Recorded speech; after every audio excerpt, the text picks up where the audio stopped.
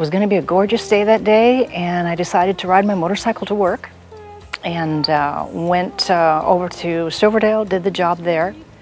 And when I got done with the job, it was so gorgeous, I thought, I'm just going to go for a little more bike ride. It was just too beautiful to go home yet. So I rode out to Paulsbo, and I had lunch out there. And on the way back, I'm coming into Port Orchard, and there were 2 trucks in front of me, stopping in front of Kitsap Marina. And so I slowed down to stop, and the next thing I know, there's this huge explosion, just a huge explosion.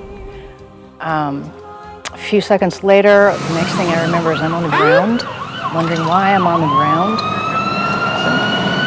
And then the people from Kitsap Marina came running out, and when he saw what happened, he ran back in and he called his prayer chain at his church and told him to start praying for this lady that'd been hit on a motorcycle. I didn't know what happened. I didn't know, why I couldn't get up. It's like I wanted to get up. And I vaguely remember after that being in an ambulance. I don't remember any sounds after that. I don't remember hearing ambulance sirens, anything.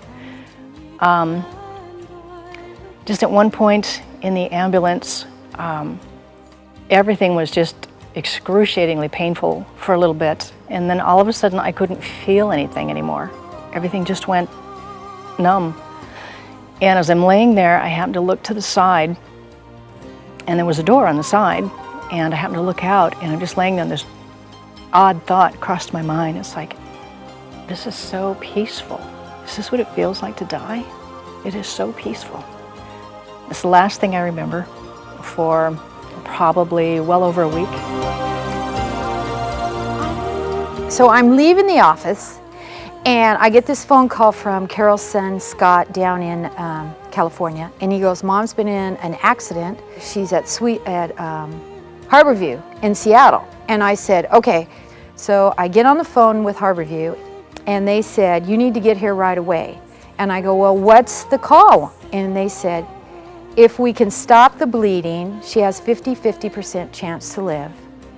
And if we don't, we need you here to identify her as quickly as possible. And I said, I'm on my way. And they said, drive safe. And I'm just like at the Tacoma Dome. And I said, okay, God, let's talk. I said, here's the deal. I want Carol to be 100% healthy.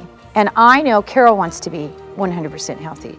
Nevertheless, we both want your will. And regardless of what happens to Carol, I will serve you with joy and gladness of heart. You are trustworthy, you are true, you are faithful, and you are just. And I know that I can trust you regardless of what happens to Carol. I want it to be known right now, I will serve you and I will honor you to the best of my ability with gladness of heart and joy. I am going to praise you every day of my life. Once I get to the hospital, then I hook up with her son, and when I got to the room, she's in the bed. She's got tubes in and out of her mouth, in and out of her nose, in and out of her arms.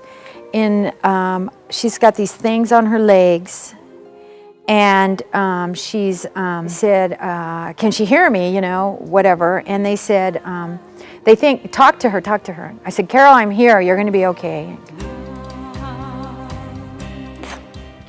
After the first month, they moved me to Martha Mary Rehab in Paulsbo there. And I was there for a month. The nurses and everybody there were so kind. They were so gentle. I was really scared because of the wounds that they still would have to take care of there. And things that they seemed so frightening, and yet at the same time, I was so peaceful. I was so much at peace, because it was like anything that came up, it was like the Lord met the need just immediately. It was just incredible, the peace that He gave me. To watch God work and how He kept providing, how He kept arranging things, and just taking care of every need. It was just incredible.